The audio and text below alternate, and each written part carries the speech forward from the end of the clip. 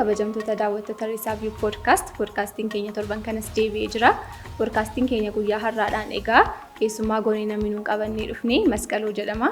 Baay'een keenya kan nuun beeknuuni podcastiin isaa baay'ee beekamaa ta'e Marii Corner jedhamu irrattidha. Garuu har'a egaa biyyoon daat jireenya inni qabu, jireenya dhuunfaasaas, jireenya maatiisaas maree bal'aa ta'e taasisna. Waa'ee podcastii egaa wanta gaggaafachuu ni barbaannu. Gaaffii qopheeffannee eegneeni. So amma dhumaatti nu hordofaa. Akkam jirta Masqaloo baga nagaan dhuftee gara podcastii keenya? Baay'ee nagaa kooti. Baga nagaan eeddan isinis irraa yeroo jalqabaatiif I think gaaffii gaafachuurraa gara gaaffii gaafatamuutti kan dhufe isa jalqabaa natti fakkaata. So jalqaba waan ta'eef miira gaariin natti dhaga'ama. Baga nagaadhaan eeddan isinis. Galatoomii baay'ee gaaffii keenya kabajee nu dhufuu keefi. Marii keenya ngoona jedhee kanan yaade bal'inaan waa'ee podcastii akka haasofnudha. Understand goona jaateef lamaan keenya yoo jecharra jira jaatee fi garuu isa dura podcastii jalqabuu kee dura jireenyatti qabdu turteeratti gaaffii si gaafachuu fi akkamii Masqaloon eenyudha maalirra turte podcastii jalqabuu kee dura? Galatoomii akkuma jettee maqaan koo Masqaloodha. Yeroon hostii ta'ee gaaffii nama gaafadhu akka saannaa jalqaban kan hin barbaadu irraan ofii kootti si jalqaba. Okay. So ijoollummaa koo magaalaa Dambidolloo keessatti dabarsee Dambidoollootti naladhee guddadhee. Dambidolloo keessatti jireenya ijoollummaan egaa hundumtuu mostly wal fakkaataadha. Garuu kan keenya Dambidolloo keessatti haala faamilii irraan kan ka'e haala magaalaa keenya keessa jiru irraa kan ka'e waan tokko yaadannoo tokko hin qabaata. So mana keenya keessatti mucaa sadaffaadhaani abbaan koo baay'ee barumsa jaallata. Ofiisaatii barachuutu hin taane akka nuyi barumsa irratti fokkasii goonu. Ijoolleen mana keenya keessa jiru afran keenya iyyuu waan hundumaa dhiisnee barumsa keenya qofa irratti akka nuyi fokkasii goonu barbaada ture. So wantoota ijoolleen kan biraan godhan baay'een isaanii taphachuu gara isteediyeemii miidaa deemtee yookiin immoo daakuu waan aktiviitii akkasii irratti baay'een jajjabeeffamnu. Wantoota bashannanan taanis fakkeenyaaf amma barumsaa ala wanti ta'e tokko jiramni muuziqaa barachuu waan akkasii faallee jajjabeeffamu mana keenyatti barumsa. So jireenya akkasii qabaannee Dambidolloo keessatti qoosaadhaan beekama magaalaan Dambidolloo dhageesseetti adeemee yaada baay'inaanii. Namni hundumtuun qoosaa actually garuu nama shaambee jedhamu fa'aa ture. Still jira shaambeen kuni. Baay'ee qoosaa. Namoonni Dambidolloo hin beekne shaambee beeku baay'een isaanii. Maaliif ijoolleen Dambidolloo waa'ee shaambeetti ijoolleen Dambidolloo waan ta'eef Dambidolloon kan biraanii waa'ee Dambidolloon baay'ee hasaara fakkaatamte. It's okay. Waa'ee biyya kee kan naasofne. Namoonni isaan abbaa fi haadha qabdu abbaa fi haadha kee duwwaa miti. Namoonni maatiin hundumtuu siif abbaa fi haadha keetti si jaallatu. Akkasuma nama jaallatu. Dambidolloo keessatti qomoo kan biraa baay'eetu dhufee jiraata hojii hojjetu Tigiroonni Guraagonni. Sarara darbees immoo namoonni Araboonni fa'aa turaniiru. Namoonni Xaaliyaanii baay'een turaniiru. Obbo Maariyoo fa'aa kan jedhaman kun makiinaa Obbo Maariyoo yeroo jedhamu dhaga'ama yeroo baay'ee maaliin yaadatama makiinaan Obbo Maariyoo kuni suuta jedhee deemalanii badaan deemuu hin danda'u. Mootarii isaa gaafa kaasan iyyuu qoraaniin abiddatti qabsiisanii ho'isanii kaasu mootarii isaa jedhamanna. Baay'ee dulloomaadha. So Obbo Maariyoonitu makiinaa isaanii oofaa jiranii gaaf tokko nama wayii karaa irratti arganii innaan kottu seenii si fuudheen deemaa innaan lakki nan ariifadha yeroo inni itti jedhe fa'aa ture. Obbo Maariyoon kun nama biyya kanaa miti garuu achii dhufanii akka kanatti akka jiraatanidha kan inni himamu. Konkolaataan isaanii ammayyuu jira. Shaambiin fa'aa immoo gaayaa'u. Shaambiin gaaf tokko konkolaataa dadhabduu tokko qaba ture. Land Roverii kan jedhamtu makiinaa durii tokko. Makiinaa sana gurgureedhaan. Gurguree Dambidolloodhaa warri bitatan fuudhanii ba'aa jiru naannoo gabaa Arbii jedhamu ga'anii. Makiinaan isaa sun baay'ee rakkina qabdi. bilbilaniif shaambi konkolaataa kamiinutti gurgurte konkolaataan kee kunoo deemuu dide karaa gee dhaabbatennaan eessa geessanii jedhe gabaa arbii iddoon jedhamu jira Dambidolloo dhaabatee amma kunoo gabaa arbii geenye irraa jennaan akkasiin gabaa arbii geessutu hin beekeen gurguran ture nama abbaa folee jedhamu faatu ture abbaa folee gaaf tokko teeppii reediyoo dhaggeeffachuu jaallata reediyootuma dhaggeeffatu gaaf tokko rakkina godhatte fakkaata reediyoon isaa. So hiikee sirreessuutu irra ture. Hiikeetuma sirreessuu. Danda'amu sirreeffachuu. Yaa. Inni sirreessu karaa akkasii rakkina hin qaban. Ituma hiikee sirreessuutu qoosummaa waan jaallatuuf haadha manaa isaatti qoosuu waan jaallatuuf maagneetii qabdanii teeppii keessa maagneetii wayii jira. Isaan ittiin hiikaa jiru sana maagneetiin gam godhee harkatti qabnaan bashaatu dhumne irra qoxaarii dhaamsi qashaarii dhaamsi jedheeni yaada inni itti yaada warraasaa fa naasisaa warraasaanii naasisaa turanii baay'ee nama jaallata uummati Dambidolloo yeroo tokko maaliin dhagee namni mana kiraayee dhufee kireeffatamanii iddoo garaagaraatii dhufanii mooraa isaaniitti yeroo galanii haati maal gootii haati manaa jechuudha.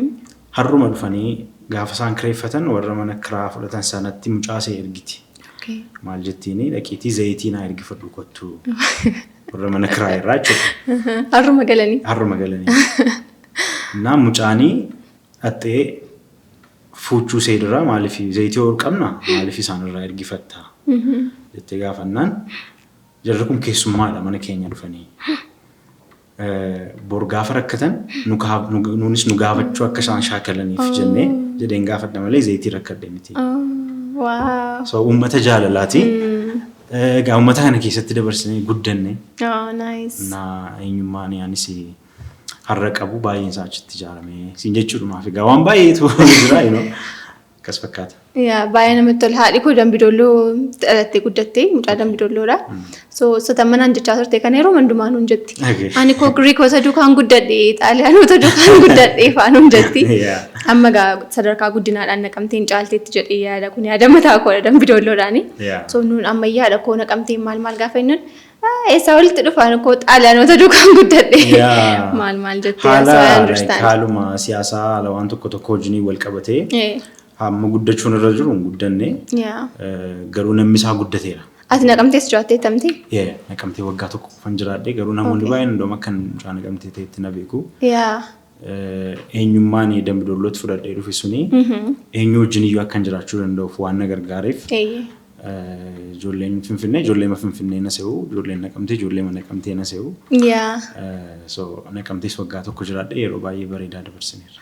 Yaada gaafati naqamtee turte mucaa anaaf best friend koo taate way tokko wajjin tajaajila fellowship ifaa keessatti gaafa isin tajaajiltanii akkam turee turtiin yeroo sana? Baay'ee namatti tola ture yeroo gabaabduudha waggaa tokko duwwaadha garuu akkamii tumii ooftuun jalaa dhumte. Akka nama iddoo jijjiirrateetti miti akkuma nama Dambidolloo keessa jiraateetti nama ijoollee baruun hin rakkisne haala achi keessa jiru naannoo sana beekuun hin rakkisne akkuma naqeenini maatii horadhee maatii baay'een qaba. Yaadadha nama baay'ee gaafa maqaasi dha'u maal dhaga'an ture yeroo sana tajaajilatti qabdu wajjinis ta'uu danda'a garuu mucaa kana maal gaafa jedhamu ani mana barumsaatti barachaa turtes miti kanan barachaa ture yeroo sana garuu I heard of you dhaga'an ture waa'ee kee. Famous intro jedhamne. Kind of. Akka naqamteetti sadarkaa feemii naqamtee yeroo sanatti ibsamutti baay'ee. Kantiibaa Chittaanee anuma beekamaa ture. Jechuun danda'ama. Achi high school gaafa fixxu Finfinnee dhufte natti fakkaata.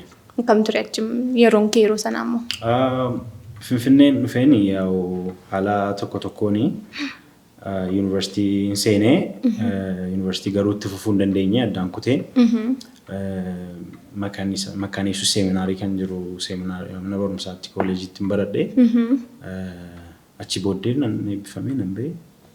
Yeroo sana keessa gaa namni amma poodkaastiidhaan si'aa beeku malee tajaajilaan si beeka ture natti fakkaata. Waldaa keessatti duruma ijoollummaatti waldaa keessatti guddannee ani garuu waldaa yookiin tajaajila jooyinii gochuu irratti mana keenya keessaa xiqqoo booddee harkifadheen ture. Ijoolleen hundumtuu isteejii mucoolii jedhamu jira. Isteejii sana irratti seenanii obbolaan koo warri na dursan lammaanis isheen na booddeessa.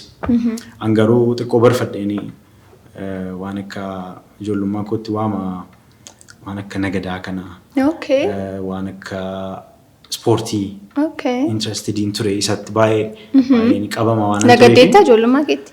Shonkoraafaa. Shonkoraafaa nagadeera. Kanaachimoo jira miti. Business oriented ture jechuudha sammuun kee. Nan jaalladhe ijoolleen hiriyoonni koo baay'een isaanii warra hojii hojjechuu jedhanii fakkeenyaaf warri guraagonni hojii hojjechuudhaaf Dambidolloo dhufan jiru miti. Ijoollee isaanii wajjin moroof kan inni hariiroo qabaadhu. Ijoollee warran keenyaa wajjiniin immoo ispoortii irratti, charchii irratti, charchii tajaajilatu hin taane dhaquu galuu waan akkasii irratti akkas ture. Booddee hafeen naqee jooyinii godhe charchii tajaajila keessas kan hin galee xiqqooleetii ta'anii isa booddee gara faarfannaatti dhufe jechuudha. Haaluma koo ilaalanii kun gara faarfannaa dhufe gaariidha jedhanii yaadan fakkaata faarfannaatti na dabalanii isa booddee itti fufe jechuudha. Yeroo sana waldaa Jamuuttis gaafa tajaajiltu ergasii booddee yeroo murtaa'e booddee jechuudha erga naqamteedhaa booddee.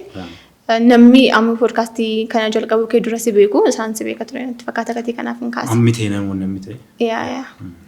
Ergasii booddee gaamma gaa'ela dhaabbatteetta jireenya keessatti waan baay'ee saaphin ta'e mitiire. Isti waa'ee wanta sanaa immoo waan ta'e nuun jedheeti podcastiif gaaffii qopheeffannetti dabarra. Egaa barumsa baratteef gaafa fixxu gaaffiin kee jalqabaa hojiidha. Hojii maaliin hojjedhee sarvaayivii godha jettaa.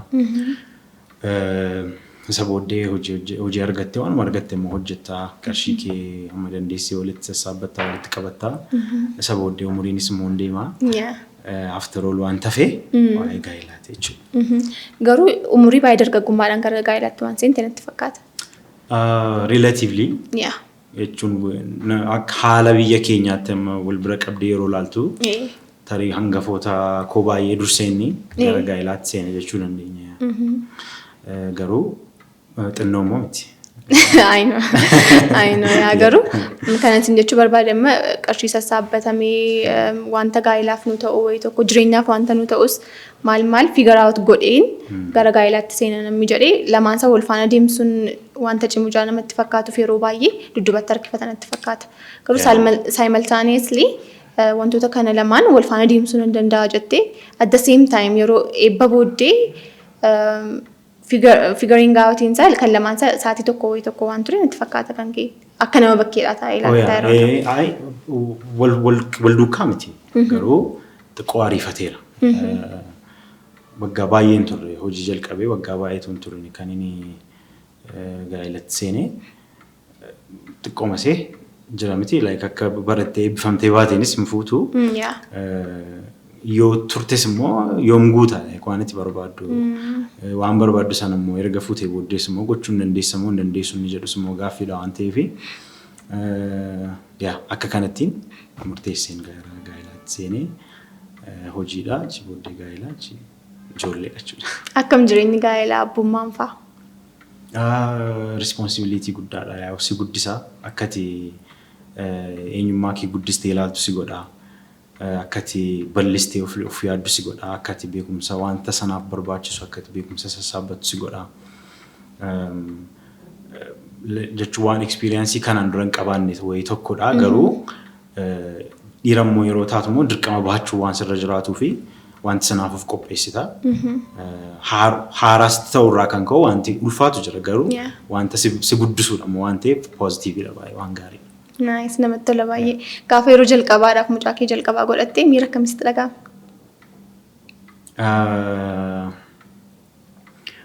Anuma tabbaatee si jechisiisa yeroo tokko namoonni yeroo keessumaa namoota amma fakkeenyaaf ijoollummaa keetti si beekanii hangafoonni kee ati guddatteetta erga nama sana wajjiniin wal argite iyyuu tarii waggaa baay'ee ta'uu danda'a.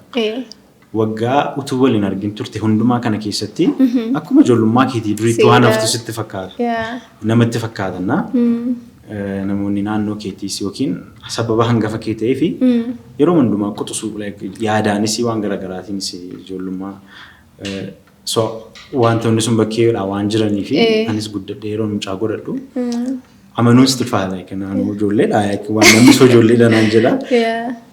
mucaa kooti si jechisiisa so baay'ee irraa jalaan immoo yeroo mucaan guddatu itti gaafatamummaan immoo yeroo itti baay'achaa dhufu immoo siiriyeesii ta'uun irra jira immoo jettanna. Namatti tola baay'ee namatti tola jechuun nama si amanamtee waa si bira kaa'ame jechuudha. Ijoollee jechuun Waaqayyoo kennaa sii kenne duwwaatu hin taane kennataa sitti kennate jedhama yeroo baay'ee. Kana naa qabi jedhee waan Waaqayyoo si bira kaa'edha malee ijoolleen kan kooti jettee akka barbaadde waan gootu miti. Waan itti kenneef sirriitti qabuun irra jira jettee adaraa Waaqayyoo akka ta'etti baay'ee yaadus. Akkas gaariidha baay'eef miira baay'ee dinqisiisa. Waaw namatti tola baay'ee. Amaatiin kee yoon dogoggoruu baadhee barsiisaa gaa'elaa barsiisuun itti fakkaata. Lamaan isaanii yoo yaa waldaatti yeroo baay'ee lama ta'anii gaafa isaan barsiisan guyyaa tokko lama na mudatee beeka barsiisa isaanii suni si gargaareera isaaniin akka amaatiitti qabaachuun jireenya gaa'elaa keessatti. Of course. Tokkoffaa isaan barumsa tokkoffaa ila namoota wangeelaati namoota wangeela barsiisanidha. Wangeelli immoo nama quuquu namaaf waanuma mijataadha.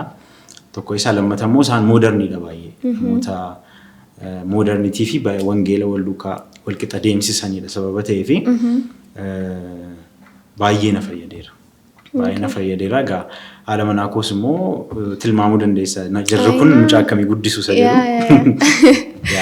Baay'ee na gargaareera. Waaqayyo baay'ee si gargaareera kara kana. Of course.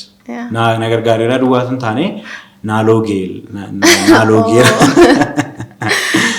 Na gargaareera yeroo tokko na gargaareera iyyuu hin jedhina jedhama miti. Na gargaareetu hin taane hunduma isaanaa hojjete.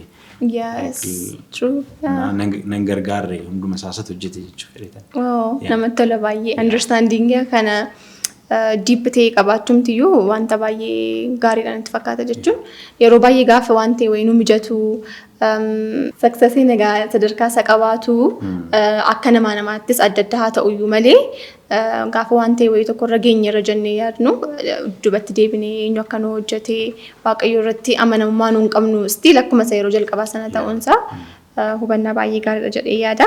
Waa'ee personal life kee amma kana yoo haasofne karaa poodkaastiitti adeebinuuti.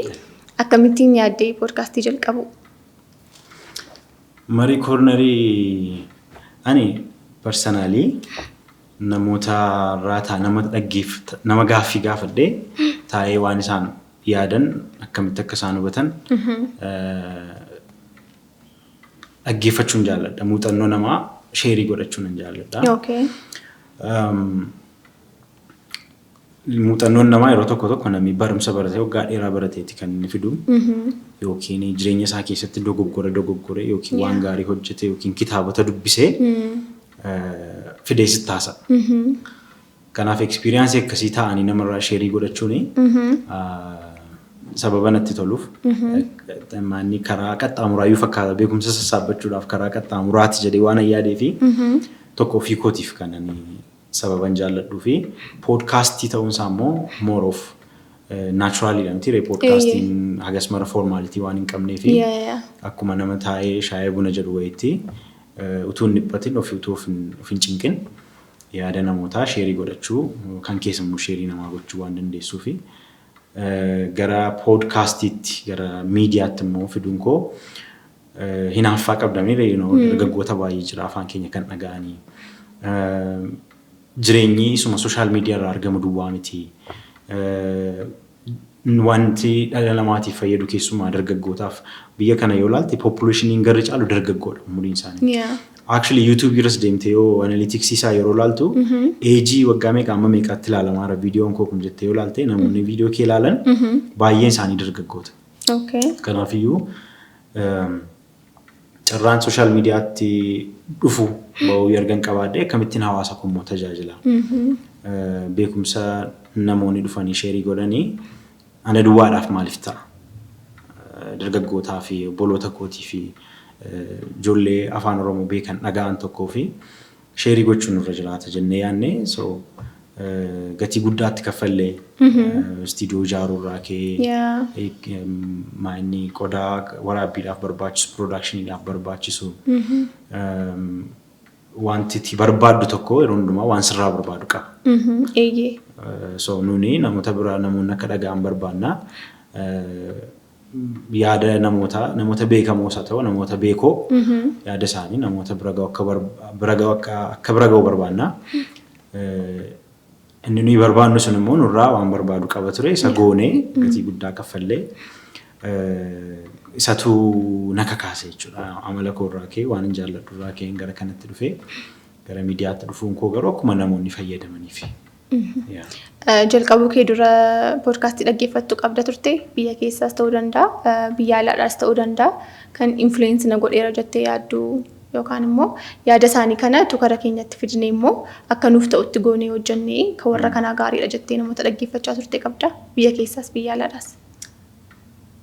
Like poodkaastii akkasii bira miidiyaa akkasii bira waan hin barbaadu waan hin jaalladhu hundumaa argadha jedhee yaadu. Maaliif poodkaastii mitan jaalladhu tokko yeroo ta'e wayii namni isaa waaman yookiin yaada achirratti dhiyaatu yaada gaarii yaada fayyadu ta'uu danda'a. Yeroo ta'e wayii immoo yaada hagas mara tiniin taane ta'uus immoo danda'a. Kanaaf gara caalu yaada irratti fookasii godha. Yaadi kun yaada akkamitti sirriidha moo sirrii miti? Yaada jedhu irratti fookasii godha. Wanta akkasii immoo jiraata darbee yeroo tokko miidiyaan kun gaarii miti jettee yaaddee kudhan keessaa tokko lama immoo yaadota gaariitu isaan kennanii argita. Kanaafiyyuu namoota yookiin miidiyaa tokko qofa irratti yoon fookasii gochuu baadhee fakkeenyaaf amma yeroo baay'ee waan gaarii kan inni biraa argadhu dhaga'u kan Dr. Mirat Dabbaba Amaariffaa kan dhiyaatu gaanii maayindiseetii poodkaastii jedhu. Baay'een jaalladhaan Dr. Mirat Dabbaba kitaaba isaas asoosamaan dha'ee waa'ee saayikooloojii barreessee tureenni akkan saayikooloojiitti baay'ee interested ta'uu kan na godhe kitaaba isaa dubbisuu koorraan ate yangeejin dubbisee yeroo inni jalqaba baase so nama baay'ee jaalladha amma poodkaastiidhaan dhufuun isaa it's a privilege jedhee yaada nama isa dhaggeeffachuu barbaadu. Baay'ee keessumaa namni hangafa ta'e nama guddaa ta'e yookiin muuxannoo baay'ee dabarsee namoonni tokko waa'ee meereejii irratti waa'ee interpreneurship irratti jireenya fuula kee irratti isa isaan dabarsan teessee akka asoosamaatti duwwaatu hin taane dhuguma si fayyada. Maaliif addunyaa wal fakkaataa keessa jiraata akkasuma isaan dabarsaatis. Kanaaf more gara entertainmentii caalaa jireenya kootiif waan na fayyadu like akkamittiin inni dhuguma yaada koo kana yookiin immoo focus ta'ee waan na fayyadu duwwaa irratti xiyyeeffadhee akkasin ta'u taanaan anis boorna waan sheerii godhuu qabu jechuudha si galee so kanaaf isa nan jaalladha. Biyya alaati immoo manni kan jeesheetii kan jedhamu. Baay'een jaalladha. Taayipiin keenya tokkodha jechuudha isa notiis gochaa jiran iyyuu. Isa nani hordofa darbee dhaabbataadhumaan yeroo hundumaatu hin taane yeroon dhaggeeffadhu garuu namoota akkasii dhaggeeffachuun jaalladha. Kan biraan immoo the diary of CEO kan jedhu tokko innis akkasuma namoota baay'ee influentialii ta'anidha kan inni dhiyeessu. Yaadi isaan kontentii isaanii guutummaa guutuutti yeroo hundumaa yoo ta'u baate keessumaa waan westernii kana baay'ee filachaa yoo dhaggeeffatte malee gaarii miti. Garuu hamma tokko akkanii gara sanatti harkifamu na godhaniiru isaan. Yaada filachuu kanarratti ilaalchatti qabdu baay'een jaalladha amma namoota tokko ideal godhannee deemnamtiire amman jee for a very long time yeroo baay'ee dheeraadhaaf naman baay'ee dhaggeeffadheedha. I think 2019 itti jalqabeenni 2020 dhaa kaasee episoodiin isaa muraasadha kan na darbe baay'ee man dhaggeeffadhaan jireenya koo keessatti moomentiin baay'ee personal development barbaadu wayii tokko irratti argeeni namoota jalqaba argeena poodkaastii warra hojjetan kana keessaati so episoodiin isaa baay'inaan nan darbu ture gidduu jalqaba akkuma ta'e garuu ammamarra waanan baay'ee keessaa filachaa deemutu baay'achaa dhufe yeroo sana akkuma kanan consume kanan godhuutuma hin filatin ammuma kanan ilaalaanii ture an jedhe akka yaaduna godhan marra gaafan taa'ee yaaduna ilaalchata amma filannee ilaaluu qabna jette kana baay'een jaalladha maaliif yoo jette namni isaan fidanis ilaalcha isaanii wajjiniin waliin fakkaanne qabaatee dhufuu danda'a poodkaastii nuun dhaggeeffannu irratti ilaalcha addaa ta'e filatee dhufuu danda'a isaanumti mataan isaanii immoo wanta nuuni jireenya keenya keessatti nu barbaachisu hunda isaa wajjin waliigaluu dhiisuu danda'a ilaalcha isaan deemsisan so wanta gadhee wayii tokko yookaan wanta ilaalcha keenya wajjin waliin fakkaanne tokko arganne jennee dhiisuunis nurraan eegamu wanta arginu immoo hundumaanuma isaa absorb goonee fuunee deemuun. Namuma tokkoyyuu fakkeenyaaf amma Risaa poodkaastiin Risaa view poodkaastiin nama tokko fakkeenyaaf amma waan inni haasaa jiru kana wanti nama fayyadu jiraachuu danda'a. Jira. Kan hin fayyadnes immoo jira. Ilaalcha kee ta'ee namoota ilaalcha kee kana wajjin waliin gallee si dhaga'uu danda'u ta'a. Inni tokko waan isaan fayyadu inni tokko immoo waan isaan hin fayyadne. Amma rakkinni jiru maalni namoota akka aayidiliitti ilaalan inni guutummaa guutuutti sirriidha jedhanii yaaduun dogoggora. Sababoota garaagaraatiin sirrii ta'uu dhiisuu danda'a. Haala biyyaatiin, haala ikoonomiitiin, haala siyaasaatiin, haala waan garaagaraatiin sirrii ta'uu dhiisuu danda'a.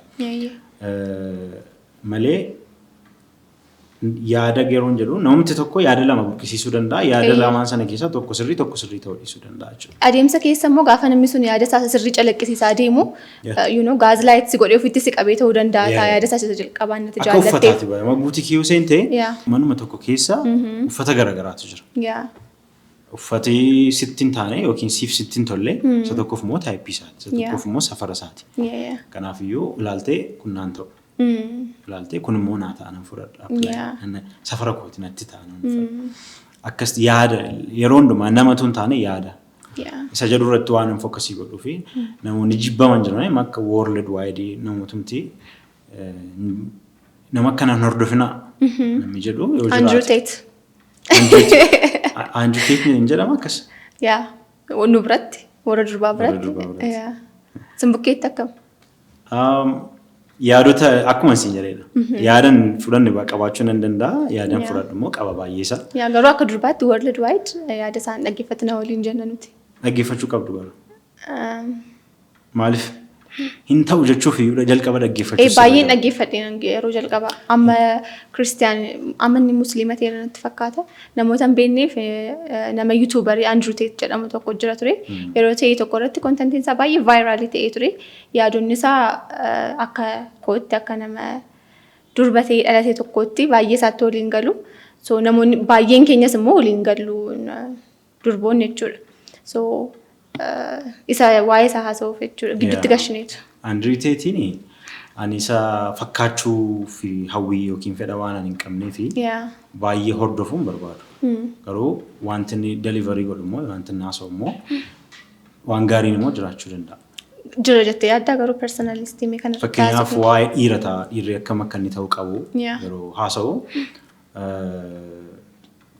dhuguma dhiirri maskuliinii ta'uun akkanarra jiraatu. Uumamuma dhiiraa keessatti. Garuu inni maskuliinitii eessatti geessa beektaa Masqaloo. Amma sumarraa afaan masaarraa jaan dhageef garuu kana dubbachuu nan danda'a akkasidha jedhee wanta natti fakkaatee yookaan yaada kootoon taane afaan masaarraa wanta dhagee dhiirri dhiira duukaa ooluu qaba dhiirri haadha manaayyuu fuudhuun qabu sababiin isaas gadi qabdiini feemininii akka inni ta'u gootiini laaffistiini yoona jiramtii dhiirummaa isa jedhu sana akka inni gatee depressionii isa ta'uu maaliifi akka inni susceptible ta'uu gootiini dhiirri dhiiraa wajjin ooluu qaba hiriyoota dhiiraa baay'ee yookaan obboloota dhiiraa baay'ee duukaadha kan inni ooluu qabu mana ispoortii ooluu qaba yaadumayyuu kan inni walii hiruu qabu dhiira akkasaa wajjin malee fuudhuus hin qabu yoo ijoollee godhachuu hin danda'a garuu yooma fuudheyyuu immoo badaa duukaa ooluu hin qabu jedhee haasa'a. Yaadota akkasii durba duwwaa ta'uu hin taane kan mormuu qabu dhiirris mormuu qaba. Jechuun fuudhuun qabu yookiin durba duukaa ooluun qabu jechuun aadaa Itoophiyaa wajjin hin deemu.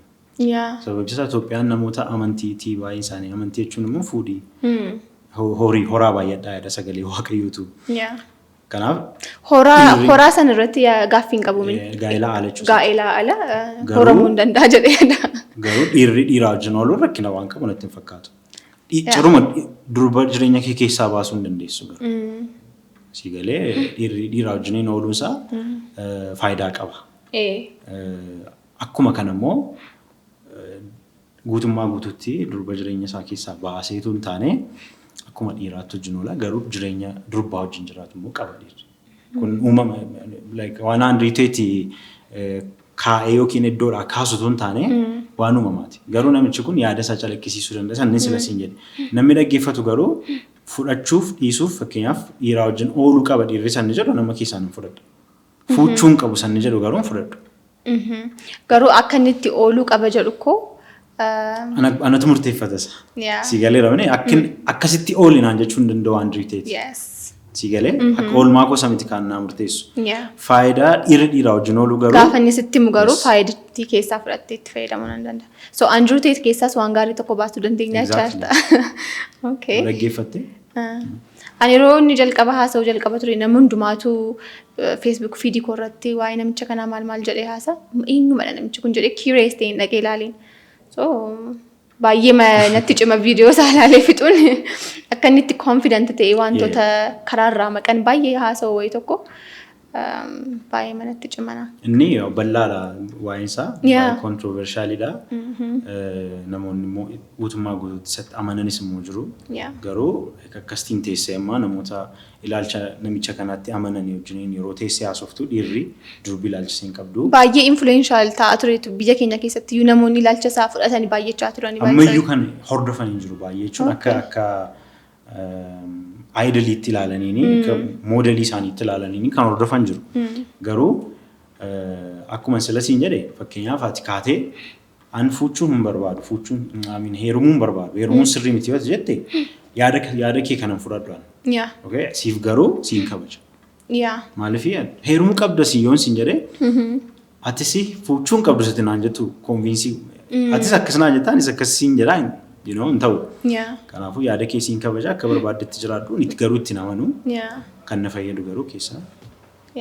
Namni yeroo baay'ee nama sana irratti focus godhee namichuma jibbaa yookaan namichuma jaallataa jiramti yaada isaatu sirriitti keessaa baasee hin ilaalin namichumti jaati toluuf wayiifaa yaada namicha sanaatu inni bitu yookaan inni itti jiraatu argina. Namichuma sana immoo jibbuu fi wanta inni keessaa haasa'u wanta keessaa fudhatamutu jiru wanticha sana resist gaafa godhu immoo hin argamu. Kun uumamumadha garuu amma danda'ametti yaada irratti focus goonee yaada fudhatanii gatuu keessatti itti focus goonee gaariidha. So kara podcastitti adeebinu chaalenjiin si qunnamee maali gaafa podcastii kana jalqabdume kanadha kan baay'ee na rakkise steepisa kana irrattidha kanan baay'ee rakkadhe kanatti jettu. Akka chaalenjiitti guyyaa yeroo tokko maaltu nu mudate chaalenjii innaanii Dr. Eebbaatii waamne turre. Dr. Eebbaatii dhufee nama baay'ee generation kana keessatti namoonni akka isaatii jiraachuun isaa sitti tola baay'ee energy isaa sitti tola. Beekumsa qabaa irraa teessee dhaga'uun sitti tola. Igarii taata nama akkasiirraa dhaga'uun. Isa booddee gaafa manni dhufu ibsaan jala bade. Isa booddee ibsaan badee yeroo kaan biildingii keenyarraa gaafa ibsaan badu jenereetara fayyadamna. Jenereetaris rakkina godhate. Tasuma ibsaa argachuu hin dandeenye. Yeroo kan biraa wal beellamnee gargar baane jechuudha. Haalatti keessummaan dhufeellee istiidiyootti argamee isa booddee rakkina akkasiitiin utuu riikardiin godhanii deebi'ee deemu faatu ture. Yeroo tokko keessummaan isituma jiru badee faa teessee xiqqoo eegdaa. Nama naassamti. Nama sodaachisa maalii aadaa jiraata nama maaltu itti dhaga'amaa jiraata faa wanta jedhu waan namatti itti fakkaatamii rakkasi. Namni tokko friendlyidha. Si taphachiisaa rakkoon qabu siin jedha. Inni kaaraakterii masaati. Inni calleedhus immoo kaaraakterii masaati. Garuu akka kootti miira isaanii isa sirrii beekuuf na yaala. Fi nama waamtee dhiphachuun irra hin jiraatu jaatee fi miira isaanii isa sirrii beekuuf na yaala. Agas mara kanaachi chaalenjiin nu mudate waan baay'ee waan jiru natti fakkaata. Haala poodkaastingii kan saba keenya jechuudha kan akka Oromootti haala poodkaastingiin keenya maalirra waan jirutti fakkaata sadarkaa akkamiirra akka jirutti dhaga'ama. Gama poodkaastiitii yoo haasofne kontentiin isaa maaliyyuu haa ta'u viiyuu baay'ee kan qabu biyya kana keessaa bahee hamma kan warra biyya alaatti iyyuu kan ilaalu saba keenya. Guutummaa guutuutti yoo ta'u baate kan ilaalu baay'ee jira. Fakkeenyaaf amma poodkaastota biyya alaa ammaniifati kaasnee haasofne akka taatee commonly atis ni ilaalta anis nan ilaala. Immoo Oromoodha lamaan keenya. Nama akka keenyaa immoo baay'ee jira jechuudha. Fiicharii akkamii argitame ati poodkaasting industirii fi saba keenya keessatti? Baay'ee bareeda. Dhugaa dubbachuuf. Maaliif seetee akkuma sila siin jedhe wanti nama tursu wanti nama namni dhufee viidiyoo kee yookiin YouTube kee irra kan turu wanti nama godhu yaada. Sigalee jireenya keenya keessa waan baay'ee jira. Namni har'a wanta gaaffiitti ta'u waan baay'ee jira. Mana isaa keessatti waan itti qabsaa'u baay'ee dhiisuu barbaade dadhabee waan itti qabsaa'u baay'ee qaba. Entertainmentis yoo ta'e immoo waan iddoo kan biraatti hawwu, waan iddoo kan biraatti argu, waan afaan keenya irratti hawwamu baay'ee qabaachuu danda'a. Dhaloonni amma jiru kun immoo I think yeroo masaa wajjin wal qabatee waan akka bara dijitaalaa ta'uu isaa wajjin wal qabatee bara entertainmentii ta'uu isaa wajjin wal qabatee fedha garaagaraa irraa ta'u malee tokko waanuma qabu kontentii isaa deliverii gochuu barbaada. Tokko immoo birrii meekii gochuun irra jiraata jechuu danda'a. Mootiiviin isaa kamiin iyyuu haa ta'u malee garuu utuun jaallatin dirqama dorgomaa ta'uuf jettee waan qulqullina qabu duwwaa hojjetta. So warra weestarnii kan nu ilaallu immoo akkaataa uffannaa, akkaataa laayifstaayilii, akkaataa jireenyaa warra ka'eeti sababa ta'eefi inni gama poodkaastiitti dhufuun isaa waan hin oolleedha yaada. Gara fuulduraatti argiteetta yoo ta'e ijoollee ati umuriidhaan muuxannoodhaan xinnoodha jettee yaaddu baay'een isaanii tu isaanii waan gurguddaa reeriyaa ta'u malee waan akkasii yaada gurguddaa viizhinii gurguddaatu isaan qabaatanii dhufanii argita. Innoveeshinii garaagaraa irrattis qoodama umuriin isaa baay'ee xiqqoo ta'ee jiru. Baay'ee waan ati yaadneedha kan itti argituna. Poodkaastiin immoo lafatti teessee namoota ta'e wayii viidiyoo irraa ilaaltu duwwaatu hin taane lafa waa argattee baatudha. Waa fudhattee yaada namoonni ilaalan iyyuu baay'een isaanii amma fumaa calliidhaan lafa dhaqan nabanii ilaaluu fi maalirraa baradha jedhanii ilaaluu mitiyyuu garagaranna. Fuulduratti baay'ee afaan Oromootiin baay'ee jechuun akkaataa biyya kanaatti gara dursa sadarkaa duraarra dhufu jedhee yaada. Anamma hojii kana keessatti wanti baay'ee dudduubatti immoo nama hambisa jedhee yaadu. Anaanis baay'ee influence kan na godhe yeroo baay'ee komentii namni namaa kennudha. Akkuma namni si onnachiisu, namni si jaallatu, namni positive feedback si kennu jiru.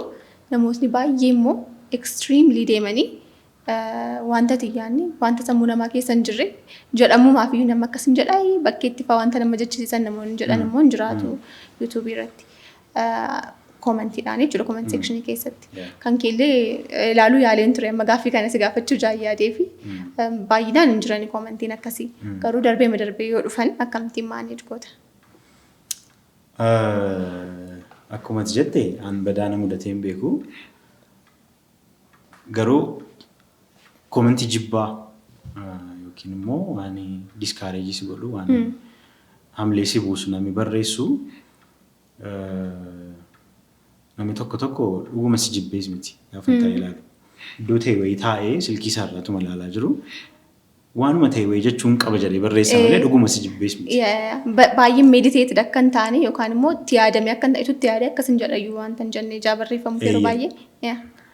Namni tokko immoo dhuguma maqaa saba keenyaa balleessaa. Balleessitti kun jedhee immoo aaree dhuguma. Wanti inni arge sun hammam nama aarsaa hammam nama aarsu inni jedhu waan biraati garuu. Namni tokko miira sammuu to'achuu waan hin dandeenyeef waan barbaade jechuu danda'a. Ani personally kan irratti ilaalchan qabu koomentii irratti dhufee naan barreessin malee iddoo ta'e wayii taa'ee namni na jibbu jira. Okay, so namichi isuma like anamma eenyuun sababiin ta'eef namni hundumtu na jaallata. Sana sammuu kee keessa gashuun garuu yeroo sitti fudhatu nama akka nama sitti fudhannee sitti. Okay. Maaliif seeti? Yeroo tokko nama argitee beektaa ati nama takkaa qaamaan wal argitee hin beekne yeroo jalqabaatiif argitee namni kun nama akkasii teettee disaayidii fa'aa gootee beektaa? Sirriitti. Yookaan gaarummaatti wayii intuitionii wayii tokko jedhamti. Gaarummaa nama sanaa natti mul'ata. Yookaan immoo gaarummaa nama sana keessatti. Namni yaada barbaade silaachuu danda'a. Fakkeenyaaf ani masqaloodha.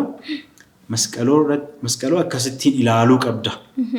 Yaada akkasii naa qabaachuu sirra jiraataa siin jechuu hin danda'u. An jireenya koo hin jiraadha. Ati garuu ilaalcha barbaadde naa qabaachuu dandeessa. Dogoggorumuu nan danda'a. Iskiiliidhaa kun wanta gabbifatteedha moo gabbifatamus hin danda'a wanta jettee yaaddudha moo of course naturally waan si dhufe. Gabbifachuu dirqama gabbifachuu sirra jiraata waan akkasii. Hin gabbifattu taanaan akkam taata? Anamma gaafii nanaasisa nanaasisa baay'ee mannas jalqaba irratti ingiliffaan ture koomentiin yeroo baay'ee naa dhufu. Malee negative koomentiin hin jiru ture baqa ingiliffadha maal. Ingiliffatti maktasin jedhu. Maktiyaa beekumsa miti maal jedhu episoodii tokko hojjenne ingiliffa beekumsa dhamoo beekumsa miti inni gammadaa dhoka. And then episoodii 2 dura natti fakkaata. Saamma kan kee kana dura 2 dura natti fakkaata. Sagantaa tokko hojjenne. I was so shocked. Baay'ee man shocked ta'e baqa akka levelii sanaan negative comment argadheen beeku. Angli sanaanis immoo negative comment nageen beeku in my life ima koo keessatti jechuun social media duwwaa irratti hin taane lafuma irratti namni karaa achiin na ilaalanii commentii naa kennan sanaan namni na ilaalee hin beeku truly. Waggaa dheeraan jiraadhe umriin koo guddaadha garuu still waaman argeen beekni natteena manage gochuuf akkan influence nan goone yookaan natti hin dhagaamne maali dhimma isaaniitti jedhee jechuun hin danda'a garuu fakkeessuu natti ta'a malee.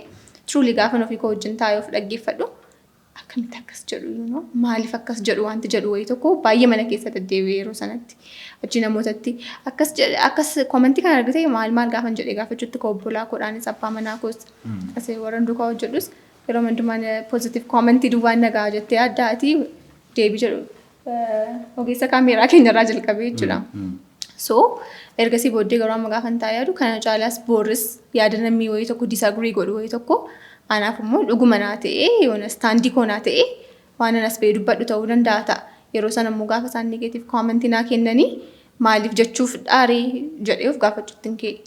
Wanta nuyi adda addatti baanu waan baay'ee jaateef jechuudha. Yeroo sana haala uffannaa irrattidha. Amma kana booddee garuu deeper wanta nuyi irratti disaagrii goonu jiraachuu danda'a ta'a. Garuu skillii namaa dhufuudha natti fakkaata through time. Dirqama akkasin gootu taanaan akkam taata beektaa? Dhaabbatteedhuma reaaktii gootaa yookiin hin aartaa. Amma fakkeenyaaf nama koomentii godhe sana biyya inni jiru hin beektu eenyuun akka inni ta'e hin beektu bilbila isaa hin qabdu. Tu bilbila isaa qabaatte maaliif akkasnaan jettee ani koo kana yaade miti. Akkas gochuu kooti yookiin dhuguma yoo ta'e dhiifamas gaafata. Teemtirteera man deebisuufaaf iyyuu riipilee gochuu fi mee akkasiin ilaalteetta deebisuuf baay'ee teemtirteera. Maal jechuudha kun yaaduma iyyuu hin qabdu deebisuu ta'uu hin taane deebisuma yaaduu qabdu. Conversation itti fufa. Namni gara biraa naa deebiseera amma. Iddoo tokko irratti namni gara biraa faatu naa deebisaa reply irratti maal akkas yoo jedhee namni gara biraa gaafa ana ta'ee naa dubbatu nan arga. Shoo jabaadhu hin jala keessa gootee. Akkuma isin jedheedha. Kunillee kontentii kee irratti yookiin akkaataa kee irratti yaada kennuu yookiin immoo koomentii sirrii hin taane kennuudha miti. Garuu siyumaan kun immoo sadarkaan isaa guddaadha jechuudha. Siyumaan iyyuu kan jibbu kan jaallanne fakkeenyaaf akkuma tasaa waaqayyoon fidanii yoo waan tamaan sirra ga'e shoo hamma jedhutti namni yaadu jiraachuu danda'a.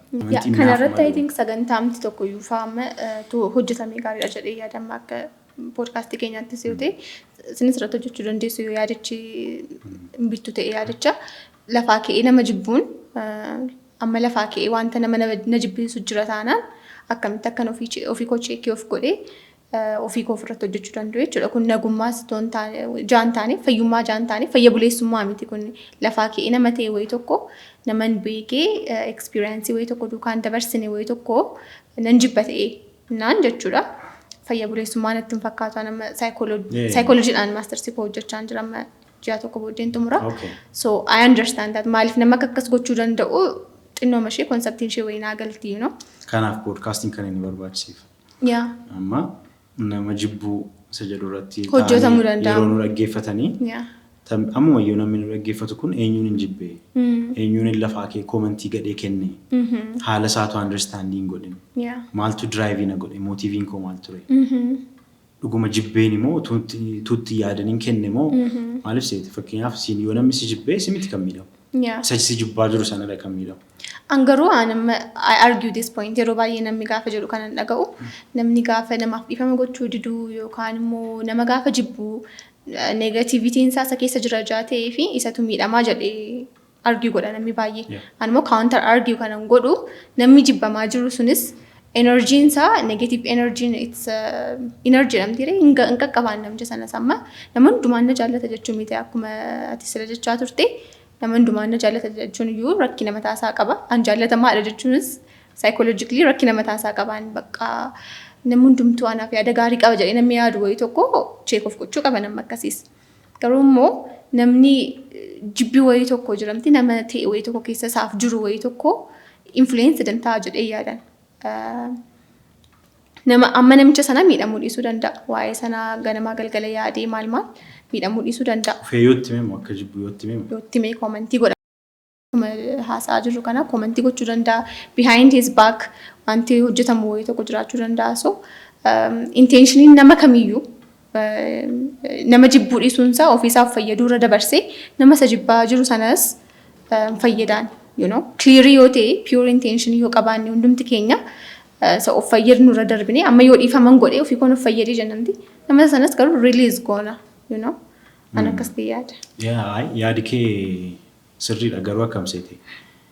Fakkeenyaaf sinjibbaa ifuma ifatti dhufee amma namni tokko sinjibba yoonaan jedhe akkasumatti lafuma keenya jibba. Akkasumatti lafaa keemmoo namni jaallatu. Lafaa kee si jibbuu hin danda'u baay'ee jechuun ati reasonii kennuufii dhiisuu dandeessa. Reasoniin itti si jibbu amma si wajjin experience kamiyyuu namni hin qabne wayii tokko si jibbuu saafatee harka keessaan qabdu 100%. Yoo si argee si duukaa oolee yookaan kara namaallee waa'ee siin experience si godheera yoo ta'e nama sin beektan mutual friendiin sin gidduu jiraate yookaan namni sin lamatti walitti beektan hiriyaamayyuu yoo ta'u baatee jiraate waa'ee kee ati waan gadhee irratti raawwatte waa'ee kee dhaqee yoo itti mee experience si godheeramti kara nama sanaa yoo haa ta'u malee yoo akkas godheera ta'e okay. Mata duree guddaa sababii ta'eef jechuun jireenyuma keenya guyyaa keessa jira waan akkasii. Maaliif nama wajjin wal hidhataadha. Fakkeenyaaf bilbila koo baasee yeroon ilaalu naman ilaalaa jira. Positiivis haa ta'u negatiivii enerjii koo sheerii gochaan jira nama sanaaf. Gaarii yoo ta'e kontentii nan ilaalu suni waan gaarii tokko ilaalcha gaarii tokko nama sanaaf qabaachaa jira. Akkasumatti haala koo ilaalee akkan itti haasa'u yookiin akkan itti dhiyaadhu yookiin akkan itti aaktii godhu ilaalee natti hin tolu mucaan kun jechuu danda'an. Garuu maaliif akka itti hin tolle ofiisaa keessadha kan inni barbaaduu qabu malee siin experience hin godhe taanaan ati harka keessaan qabdu jechuudha. Inni kan saati. Anama kan saanan ilaallatudha kan hin jechaa. Kan koo garuu fakkeenyaaf dhufeema akkaataan kee natti hin tolu na dabbarta sin jaalladhu yoo naan jedhee sin jaalladhu jechuu isaa dura sekoondii tokkoo fi erga inni jedhee booddee sekoondiin jiru wal tokkuma naaf. Maaliif yoo jettee influence nan godhu waan tokko iyyuu maaliif jalqabuma iyyuu annama namni biyya lafaarra jiru hundumtuu jaallatu ta'uu dhiisuu nan danda'a. Fakkeenyaaf nuuni akka amantii keenyaatti Yesuus miti. Yesuusiin yeroo inni lafarra ture hundumtuu hin jaallanne. Baay'een namaan jaallanne. Hin jaallanne. Kanaaf an akka kootti wantaan hojjedhu akka inni itti jiraadhu waan inni itti amaneedha anaaf sirriidha. Namichi sun immoo haala ofii isaatii irraa ka'e yeroo tokko waan itti haasoftu isa haasoftu waan dhaga'u namni. Fakkeenyaaf ilaalcha mataa isaatii irraa ka'eeti kan inni. Fakkeenyaaf birrii 25,000 seevii gootanii birrii 100 liqeeffattu isaan sooromuu dandeessu yaada jedhu yoo poostii goote. 25,000 keessaan fidatiin jira. Namni 25,000 qabu. Positive energy da kan inni maddisiisu. Eessa jira? Akkamittiin maaltu narraa eegamaa jedheeti kan inni si gaafatu. Namni 25,000 dhaga'ee hin beekne garuu arrabsoo gadisti naquu danda'a. Sigalee kanaafiyyuu yaadni kee yaada kee duwwaa miti. Haala nama sanaa irratti hundaa'eeti kan inni hubatamu sababa ta'eefi amma yaada inni jennu kana laa tokko fakkeenyaaf yeroo namni tokko haasa'u haala akkamii keessa akka inni jiru.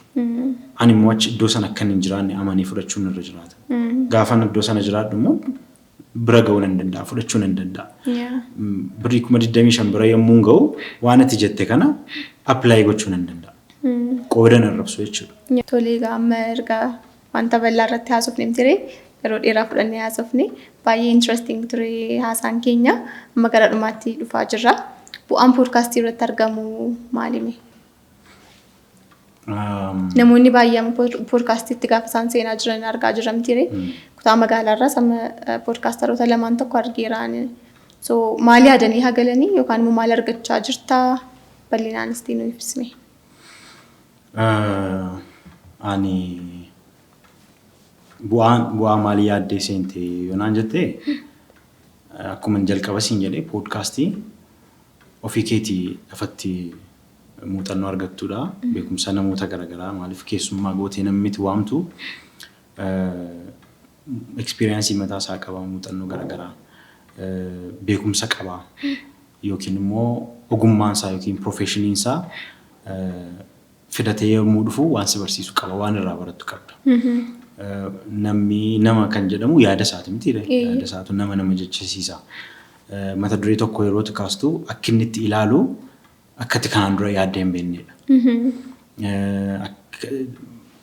Wanti inni solushiniin inni wanta sanaaf kennu jireenya keetiif si fayyada. So qabeenya guddaa namni qabu nama yaada qabudha. Namoota wajjiniin wal bartaa beekumsa irraa argattaa wanta isaanii waggaa 20tti baratan bira ga'anii ati daqiiqaa 10tti daqiiqaa 20tti irraa fudhattaa. Paartii kanatti baay'ee bu'aa guddaa qaba poodkaastiin. Jalqabbii gaafa ta'u erga akkas fayyadamte yeroo guddachaa deemu immoo hammam akka inni ta'u. Akkati dubbistuuf akkati baay'ee qophooftuuf si kakaasaa. Naas si'umaan iyyuu ga'oomsuu keessatti ga'ee guddaa qaba poodkaastiin. Amma ammaatti maalirraa argatteetta jettee yoo na gaafatte immoo namoonni baay'een yuutuubii irraa yookiin kaashwaayizii yeroo laaltu birrii guddaa yookiin jira miti waan sooromtu yookiin sooressuma taatee waan jalqabde iyyuu itti fakkaata. Sun garuu hin jiru jechuu dandeessa. Guutummaa guutuutti hin jiru jechuu dandeessa. Keessumaa amma sadarkaa ammarra geenye kanatti maaltu sin gammachiisa maaltu akka isinitti fuftan si godha yoonaan jette garuu yaada paashinii kanarraa kan hafe bu'aa qabatamaa bu'aa lakkooftuu jalqabuma iyyuu bu'aa argamurra bu'aa hin argamnetu caala jedhee waan yaaduu fi sirriitti badaa fookasiin goone bu'aan isaas kana fakkaata nu biratti amma ammaatti. Namoota warra haaraa jalqabaniif maal gorsita? Haaraan sadarkaa gorsaa irra geeratteeti garuu sadarkaa gorsuu irra hin geenye garuu. Ayi jechuun koo akkasitti jalqabdee sadarkaa guddaarraa jalqabdee akkuma sila haasaa turredha jaa ta'ee fi namoonni immoo sanaa gaditti jalqabuu yaadan jiraachuu danda'u. Sadarkaa matti jalqabdee sanaan immoo namoonni jalqabuu yaadan jiraachuu danda'u garuu jalqabarra dhaabbatanii namootni bitaatti galee yoo jiraatan jedheetan. Hunduma caalaa maal deliverii gochuu barbaadda? Pointiin kee maal jechuun eessa ga'uu barbaadda? Waan jaallattu moo ta'u qaba jaallattee sitti tole waan hojjettu moo ta'u qaba. Malee sababii hojiin dhibeef sababii bilbilli sirka jiruuf duwwaa ta'uun irra jira jedhee yaadu. So lafa itti arguu barbaadde sanaan wanta si ga'u sana guyyaa guyyaatti hojjechaa gaafa deemtu lafa ga'uu barbaaddu sana keessaa jechuudha. Jalqaba garuu tarkaanfii miillaa fudhachuutu hin taane eessan naquuf ka'a. Gaafa miilla koo kaasu eessan naquuf. Poodkaastii yeroo jalqabu iyyuu maal gochuuf?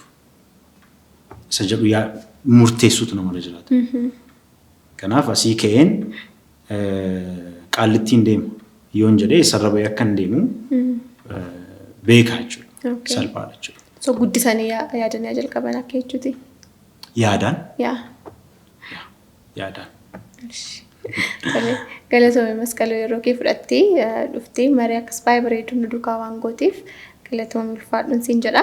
Ergaa dabarsattu ergaa dhumaa yoo qabaatte dabarsattee sagantaa keenyaa goolabna. Atis waan nawaamtiif galatoomii ekspiriyaansii jalqabaate akkuma sila siin jedhee an akkas nan haasaayyuun seenee garuu na haasofsiisteetta. Ergaa akkuma sila siin jedhee an baay'ee akkasuma nama gorsuu biraa yookiin akkas waan bira hin geenye garuu namni waan lafa ga'eetti mindfully maan afaan oromootiin conscious yookiin dammaqaa ta'utu irra jiraata jedhee yaada. Namni maaliin gochaa jira? Akkamittiin jira? Yeroo konkolaataa warri konkolaachisummaa warri barsiisan seera konkolaachisummaa kana godhe jedhuna. ganama yeroo mana keetii ba'uuf jettu gommaa kee cheekii godhi. Gommaa hundumaa naannoftee cheekii yoo goote malee akkuma lixxeen kaastee sokkita taanaan yookiin balaa konkolaataa yookiin sirra qaqqabsiisuu dandeessa. Kanaaf ganama gaafa kaanu cheekii of gochuun gaariidha. Waan ittiin deemnu mootiivii keenya, oolmaa keenya, goolii keenya keessumaa waan as keessa jiru sirriitti of eeggannaa gochuun gaariidha. Akka maree koornarii irratti kan yeroo seennu yeroo hundumaa kun maree koornariidha. Maree koornariin akkasii mareettanis hin jajjabeessaa yeroo deemtan yeroo teessan mareedha. Waan isin fayyadu waan nama hin miine irratti mareedha.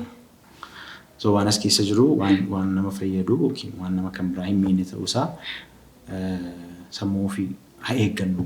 Kan irratti dammaqaa taanu akkuma nutti dhufe akka hin jiraanne sababatti jetteef hin jedhe malee baay'ee nama gorsuu hin danda'u. Galatoomii kanuma jechuu barbaada. Baay'ee namatti tola. Paartii ishee amma dubbattee kaatee poodkaastii keessan duraa ta'an paartiin baay'ee jaalladhudha. Ergaan keessa ergaa baay'ee bareedaadha. Irra deebiidhaan waan dhufteef baay'ee galatoomii. Egaan daawwattoota Risaa fi poodkaast isinis amma dhumaatti waan nu dhaggeeffattaniif waan nu daawwattaniif galatoomaa isiniin jedha. Torban keessummaa biraadhaan amma wal agarrutti nagaatti.